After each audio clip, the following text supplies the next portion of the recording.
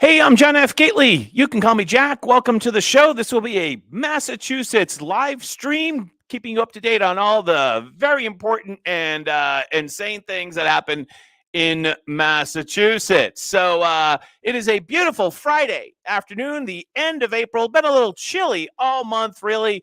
Not above 60 today, but semi sunny. And hopefully, spring will arrive at some point next month. But let's just dive right into the news right now. And it's not coming up on the screen. Uh-oh. That's not good. Wonder why that is. Oh, hold on a second, team. Let's plug that in and plug.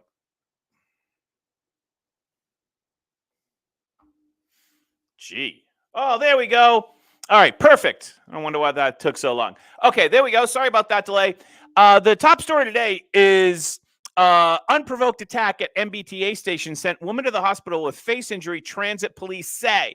Now, that's a really bad headline based upon what happened here. So yesterday at the Broadway station in South Boston, 5 juveniles attacked a woman at the Red Line station Thursday afternoon, dumping her groceries and then flinging those items at her head, MBTA transit police said.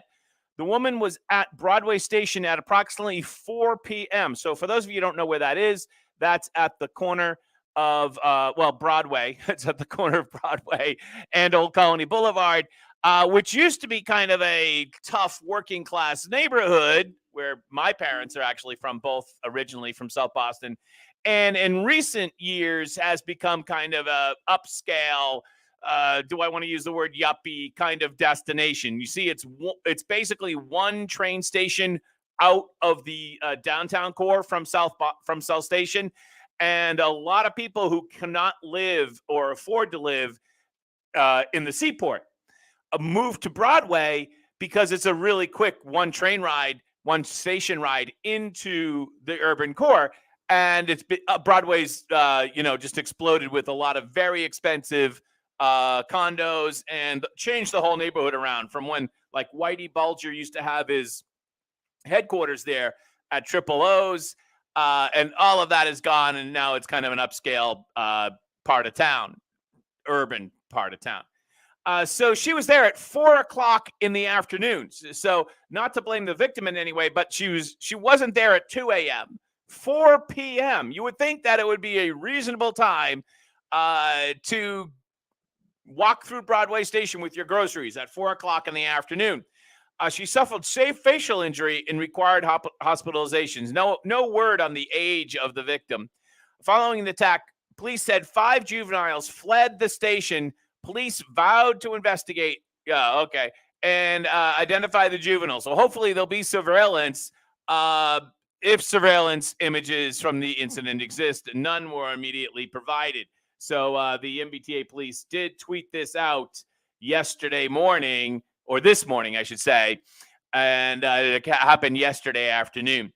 And this is pretty shorthand, but this is basically what happened. So this is not the first time that any number of juveniles have acted in this way, an unprovoked attack on an adult. It happens actually quite frequently, especially in Downtown Crossing, to name any number of other locations. It's a common thing. It's a common thing, sadly. And there is no accountability for the juveniles, not much. But more importantly, there's no accountability for societal leaders. What type of society are we creating where teenagers can basically feel that they can just go along their day, come across someone and beat the crap out of them? And this lady here stole her groceries, and they're throwing her frozen peas at her or whatever, cans of tuna fish, whatever she bought. What does that say about the type of children we're raising? And more importantly, what does it say about us as adults that have raised them, about our society writ large? It's an awful indictment of that. Nobody wants to talk about that. Whenever any of these incidents happen, it's always about tracking down the juveniles. Hopefully, There's surveillance footage, and the juveniles get a slap on the wrist, and then they're back out there doing it again, right? But what does it say about our society? It's an ugly, ugly commentary. Now, there have always been kids that have done bad things over the decades, right? There's always that percentage, but it's clearly up. And Boston is, especially the downtown crossing area, a dangerous place to kind of spend any significant amount of time. You want to move quickly through that area. We are now at the most recent numbers show that only 2/3 of Boston downtown office workers are back. So that means that Boston has lost about 1/3 of its population during the work day. So there's just a lot of fewer people on the street, down about 33% on a daily basis.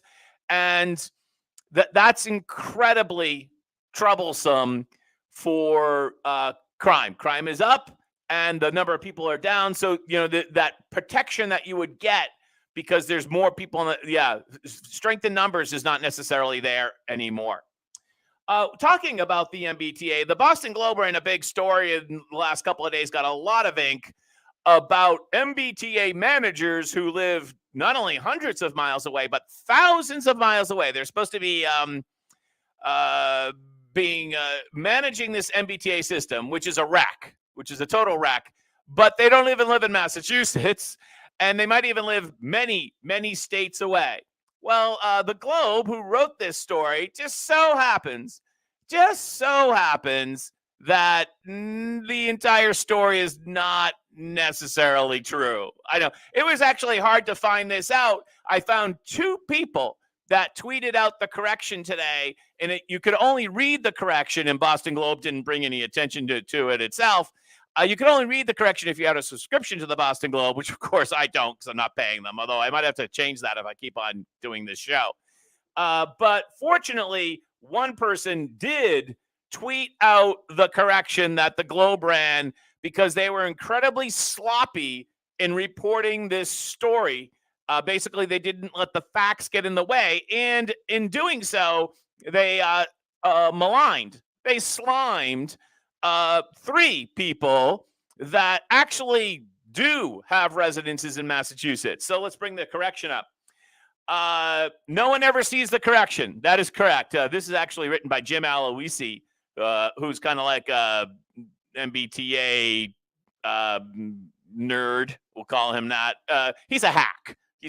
But we'll all credit to him for writing this at least. No one ever sees the correction or focuses on sloppy reporting.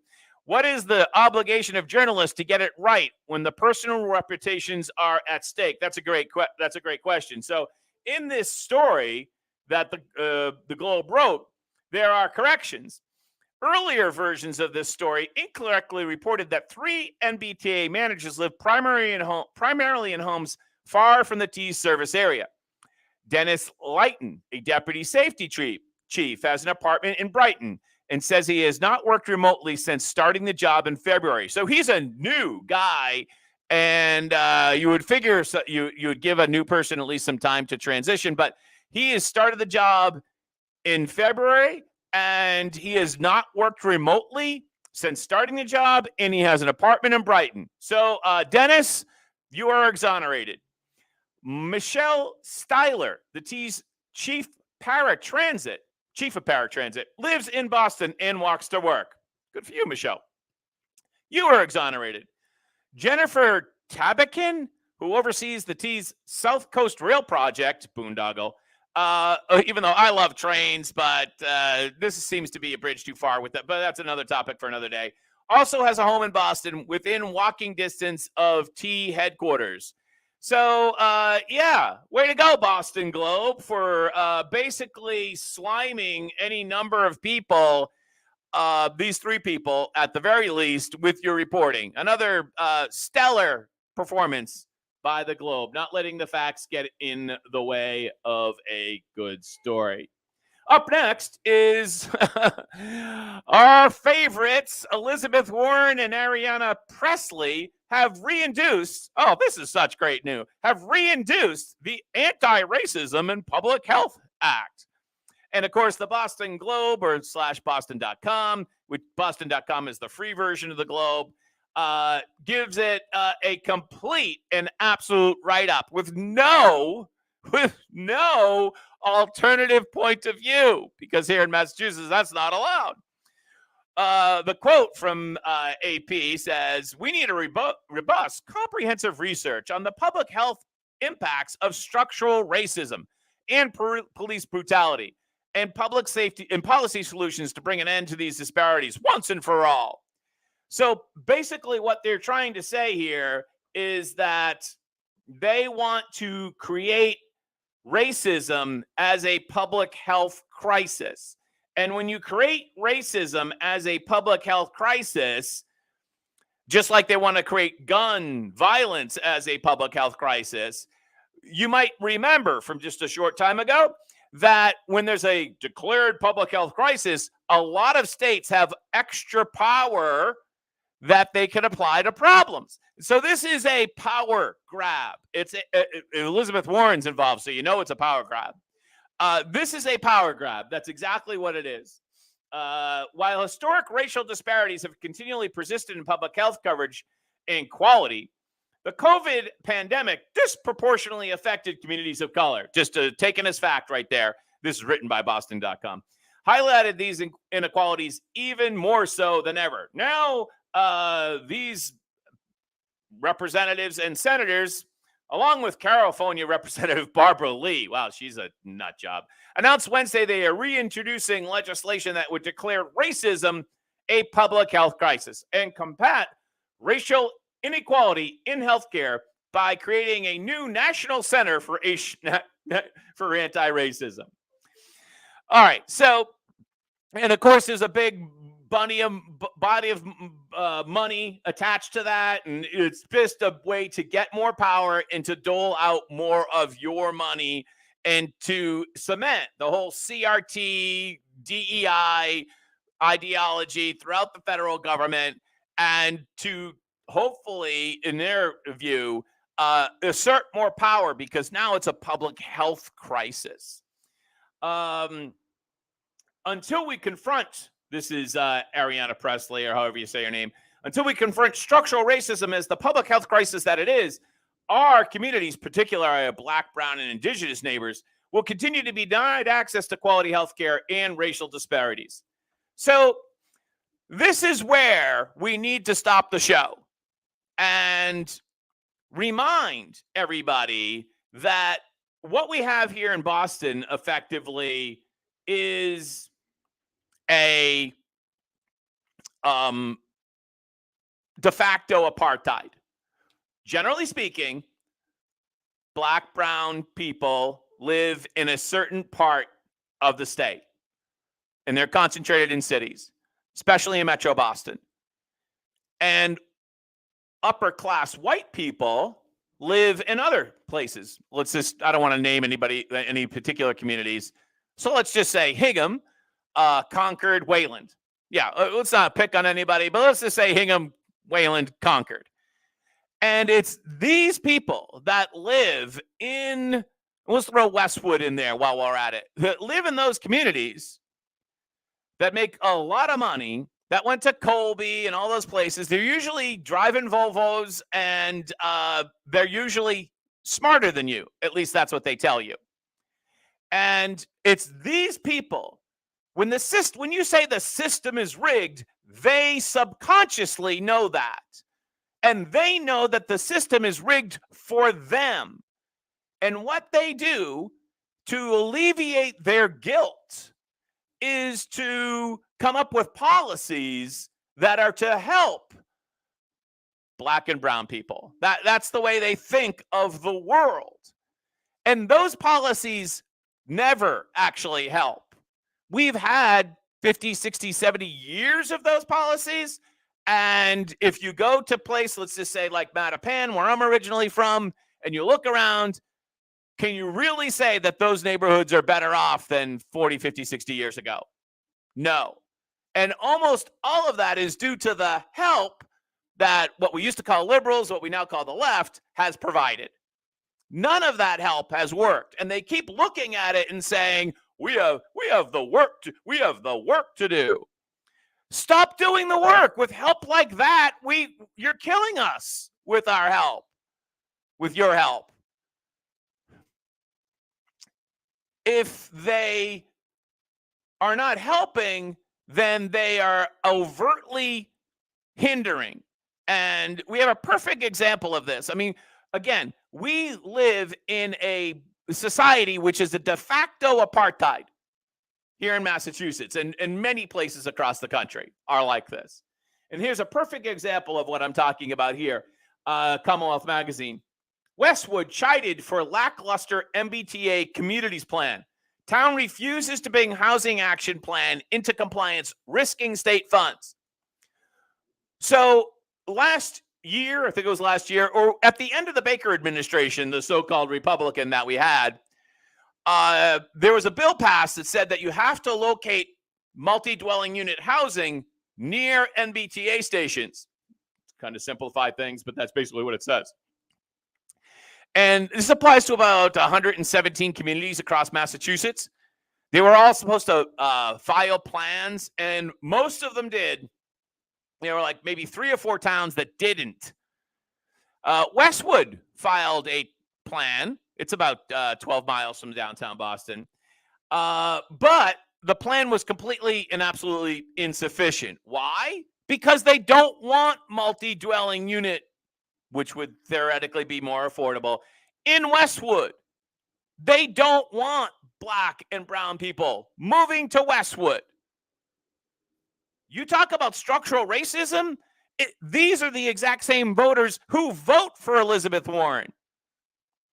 The most racist people in Massachusetts are the people that vote for Elizabeth Warren. The people from Hingham, the people from Concord, who know better. They went to Hofstra, they went to Brown, they know better. But heaven forbid you locate an affordable housing complex in Duxbury. These are the true racists. You want to talk about structural racism in Massachusetts? That's it. Because everything about how you live your life is dependent upon this balkanized thing that we have in Massachusetts, which in part comes from the fact that we're the first, basically state. Well, okay, Delaware. But all of our communities are really small, and all the tax bases are just right around those communities. We have a lot in Massachusetts, a fairly small state. We have 356 cities and towns, right? 356, I think that's right. I always get that confused with the number of days in the year. That's 365. With those small little towns, each one of its own little balkanized fiefdom, and those tax dollars from those little towns support the schools. And so there's a systematic, you want to talk about systematic, there's a systematic effort to keep multi-dwelling units, affordable housing, out of these towns. And Westwood's one of those. Hingham, Acton, all of those communities would be all in the same boat. Meanwhile, they pontificate, the citizens of those towns pontificate about how they can help solve structural racism. They're the cause of structural racism. The state is moving to cut Westwood off from several sources of funding. First, municipality to be penalized for submitting a zoning roadmap that does not comply with the requirements of the MBTA Communities Act, passed during the Baker administration and now championed by our new governor, Maura Healey. The MBTA law tackles statewide housing shortage by requiring cities and towns within certain distance of public transit for more multifamily housing. Westwood's initial plan claimed in a conclusionary fashion that Westwood's zoning laws bylaws already complied with the act. The town will take no further action to amend its zoning bylaws or to demonstrate that existing bylaws comply. So our bylaws comply, and we're not going to explain it any further, is basically what they said. This puts Westwood at risk of losing out on a number of funding sources, including the Housing Choice Initiative, local blah, blah, blah. The Department of Housing and Community Development said is informing these programs that Westwood is not in compliance. Town manager declined to comment.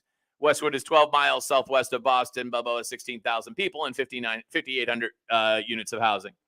It also has two commuter rail stations, Route 128 and the Islington. Is that how you say that? Islington station? Islington, nice little community, which places it squarely in the commuter rail category. Yep.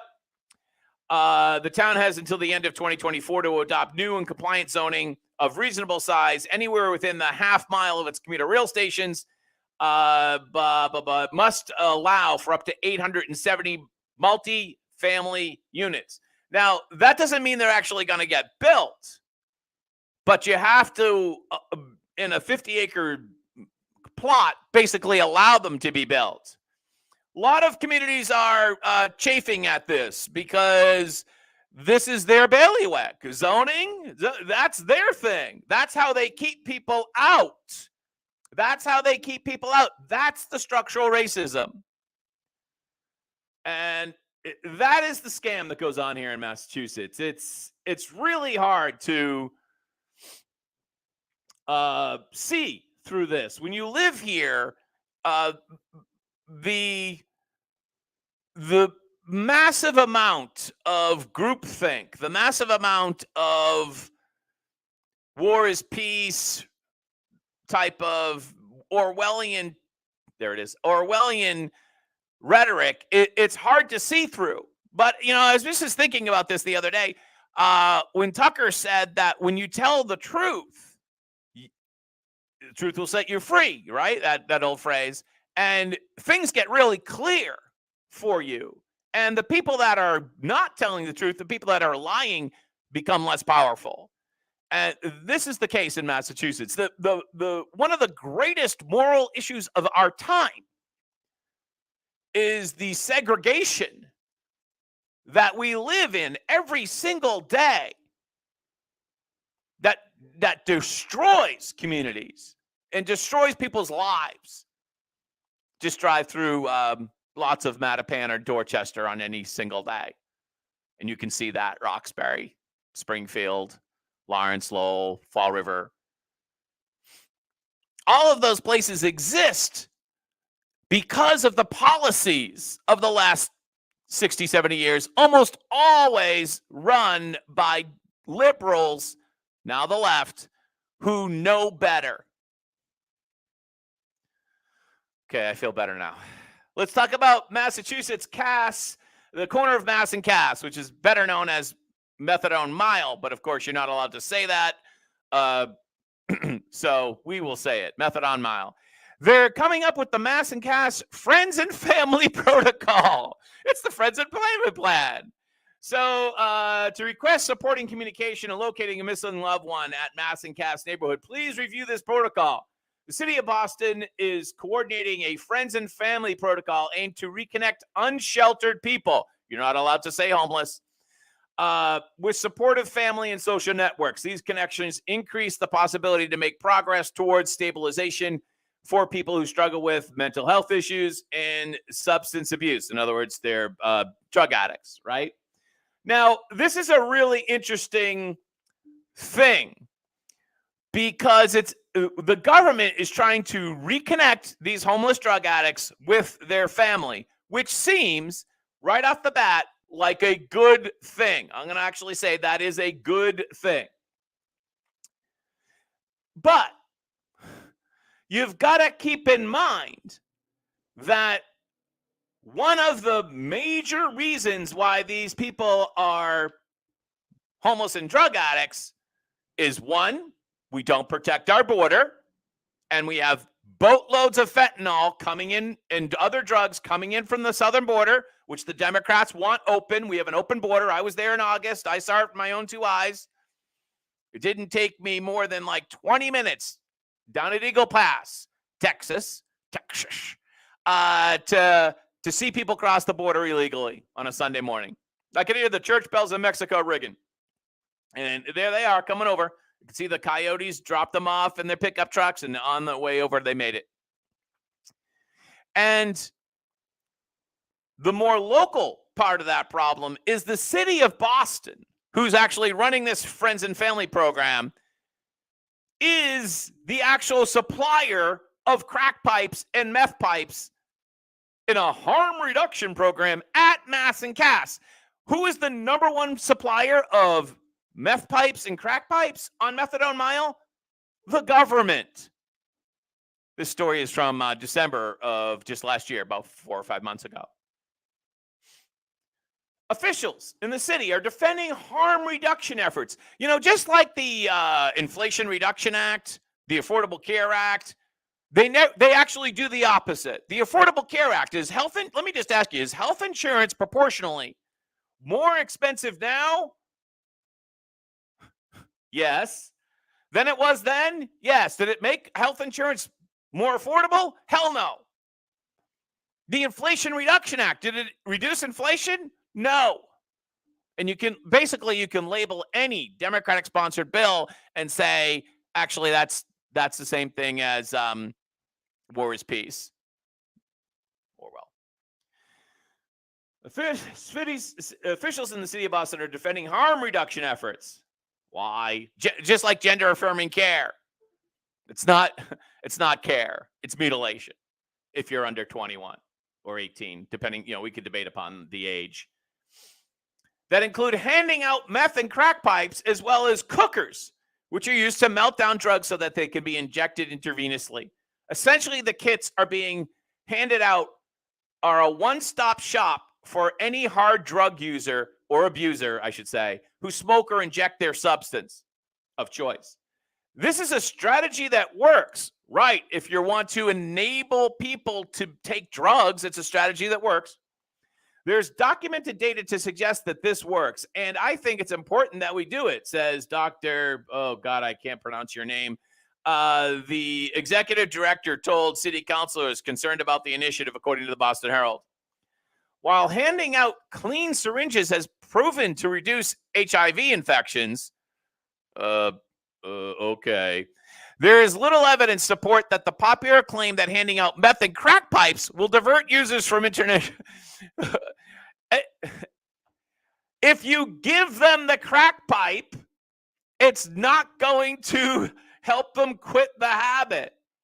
This is just like Jon Stewart. The name of the virus is the name of the lab. If you give them the crack pipe, they're going to smoke crack. According to the Herald, the Boston Public Health Commission is spearheading the effort to pass out pipes to addicts and is handing out instruments for injecting as well. Lovely.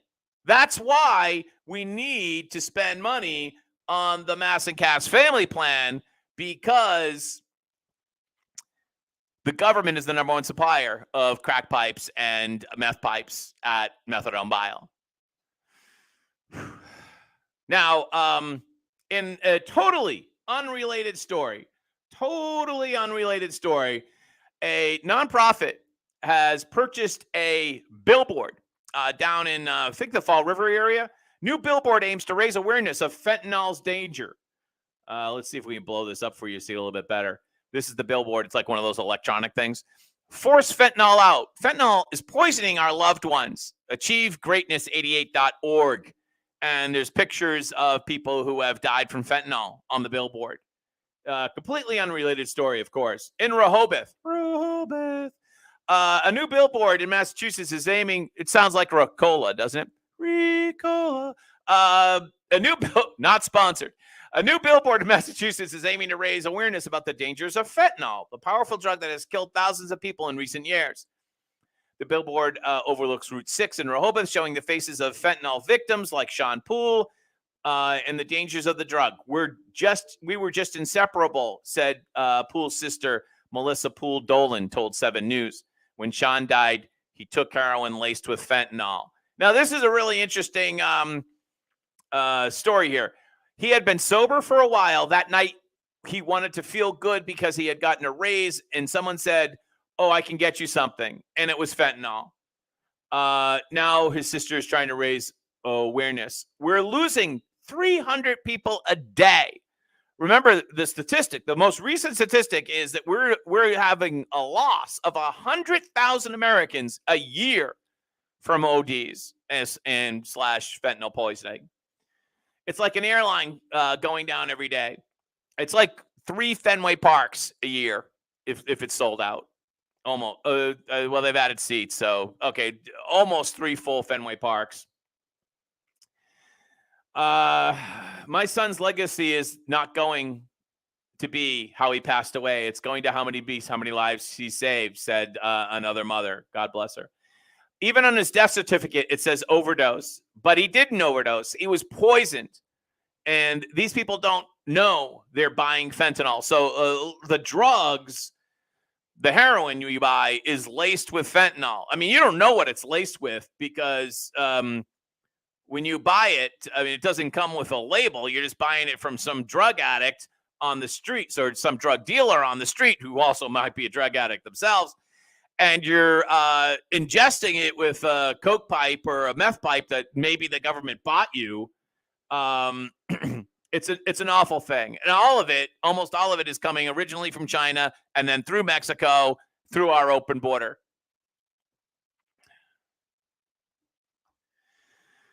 Mass LGBTQ, Alphabet Plus, Youth Commission proposes policy changes amid nationwide threats from the State House News Service. So I don't want to cover this whole story in their 300-page report, but there were 2 parts of it that I really wanted to get to. And they are here in this paragraph here. The commission, this is the state commission, is pressing lawmakers to advance the Gender X bill, which would allow individuals to revise their birth certificate with non-binary designation without providing a court order, proof of a name change, or medical documentation, said Senator Jo Comerford, who filed the legislation. I think she's from Northampton or that general area, the Happy Valley. Thanked the commission Thursdays for its guidance, particularly by infusing racial justice focus. Everything has to be racial justice focus into the bill. We're not going to read her quotes, but so you'll be able to be a X on your driver's license, an X on your driver's license, not male, not female, but X on your driver's license. Isn't that special? By the way, illegal immigrants can now get driver's license here in Massachusetts. And the driver license you get as an illegal immigrant looks exactly like the driver's license I have as a U.S. citizen. In fact, there were several proposals to label the illegal immigrant driver's license differently, have it oriented different color, whatever. And all of them were shot down because that was stigmatizing. Yeah, can't make this stuff up. Where is this other story that is we're in here? Hold on. Let me just find it real quick. I know that's tough on your eyes. So here it is. To bolster child welfare, the commission urges lawmakers to approve a foster child bill of rights and to pass a bill that would provide a $1,000 monthly cash stipend spanning 5 years to youth who are aging out of the foster care system. So, let me just see if I can do the math there. That's $60,000. All right. So let's be fair. If you've spent your life or part of your life in foster care, that is an incredibly tough break and, difficult for sure. And you got to have sympathy and care for those kids, almost all of whom are completely victims of something that came before them relative to their parents or lack thereof of parents. But are we going to give them $60,000, $1,000 a month for 5 years? I had to do the math. I couldn't do it in my head. That seems ridiculous. And this is just yet another example of a proposal of how crazy things are here in Massachusetts. It's insanity. Now, 2 more stories today. One more story, but I just really quickly want to mention to you that Eastern Bank, which is one of Massachusetts' biggest banks, had a $194 million first quarter loss, but everything's fine. Nothing to panic. So they did the same thing basically as Silicon Valley Bank. They had a first quarter loss of $194 million after selling a portion of its security portfolio at a loss. The bank said in its first quarter earnings statement it sold $1.9 billion in low interest securities. The same thing happened with Silicon Valley Bank, as you remember. They had a massive outflow of deposits, and then they had to make up for that. And they started to sell at a significant loss a lot of their treasury bills, basically. And now available for sale securities during the first quarter for an after-tax loss of $280 million. So if you do the math there, they sold $1.9 billion and they took a loss of $280 million. That's not good business. The bank said the move repositioned its balance sheet and improved its financial profile. Well, what else are they going to say, Bob Rivers? Right? What are you going to say? That this was a desperate move? No, you're going to try to spin this. Rivers said that Eastern Bank decided we decided to do this before Silicon Valley. Oh yeah, no. We understood we were in trouble before Silicon Valley. I don't know if that's really making you look good or not.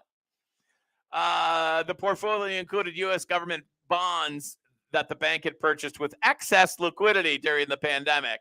In other words, just like Silicon Valley Bank, they had a bunch of unexpected deposits, and they started to buy these low yield, long-term treasury bills.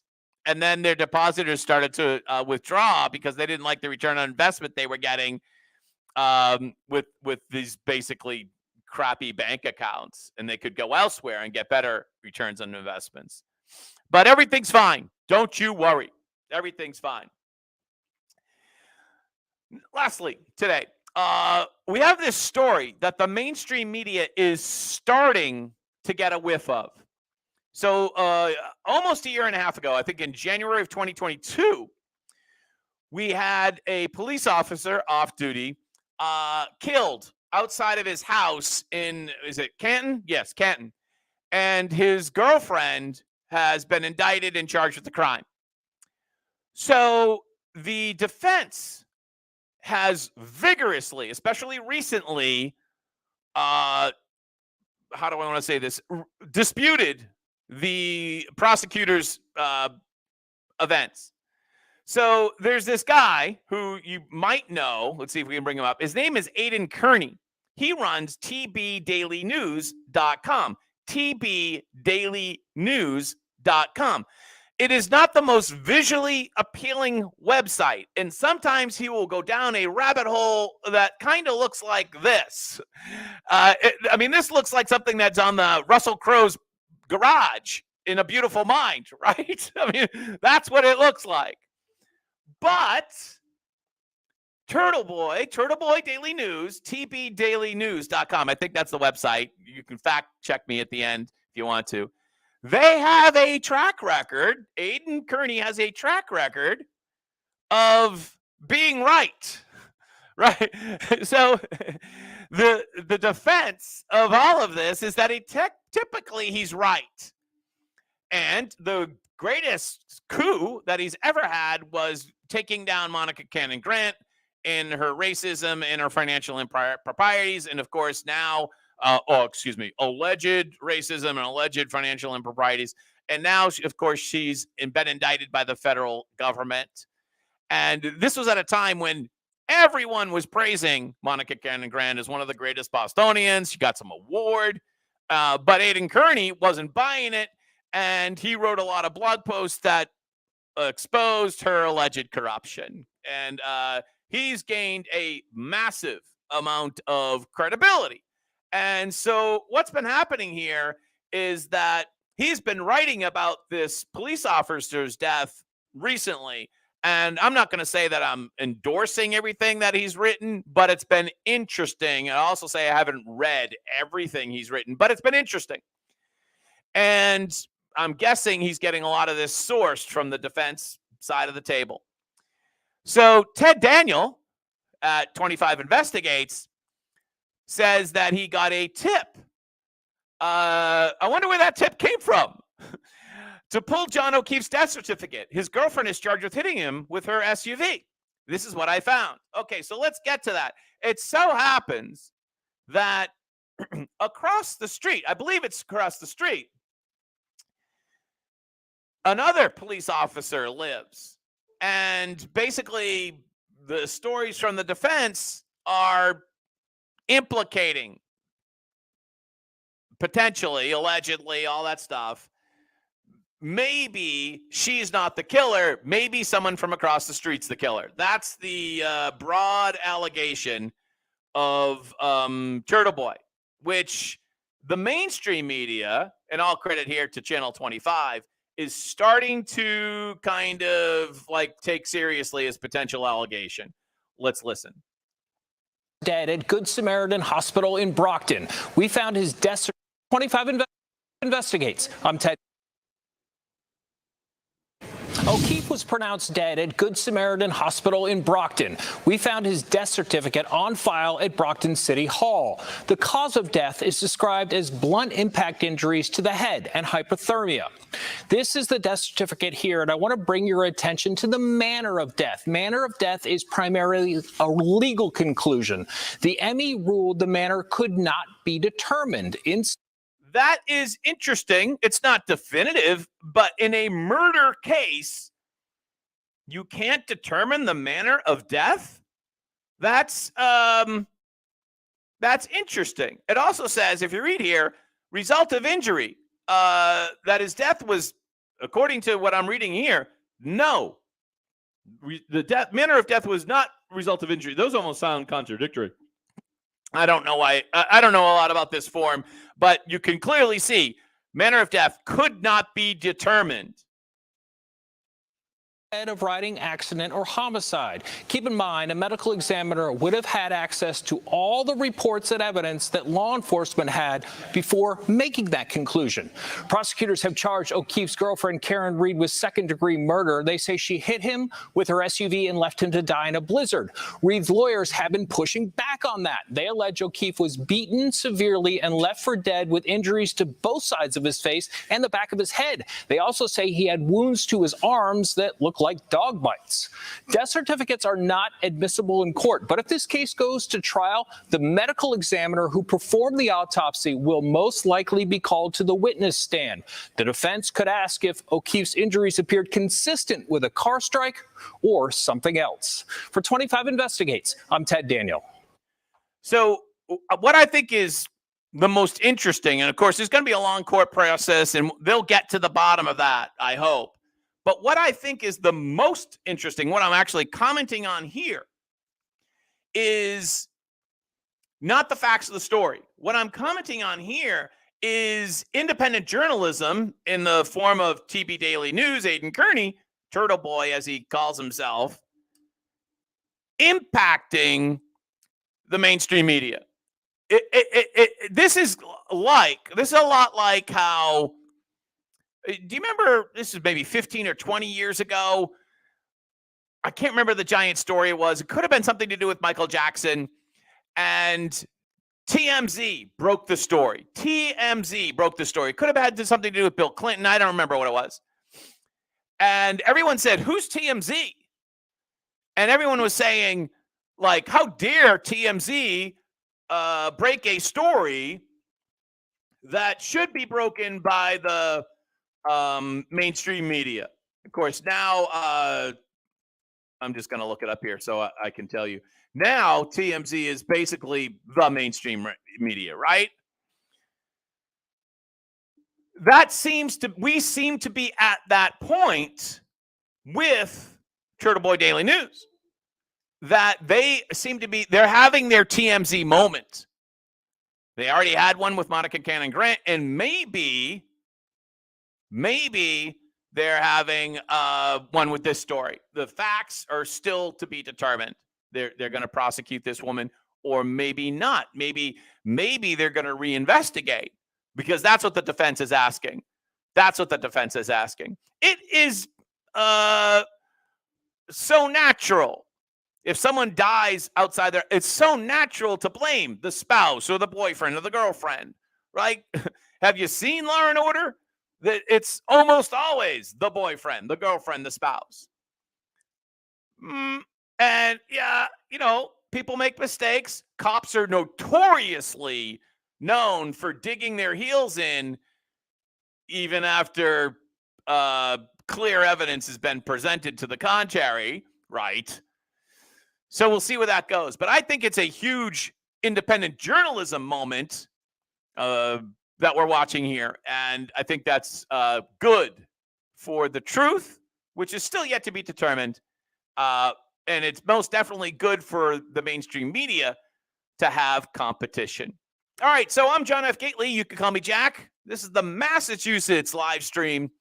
Have a great day. Bye-bye.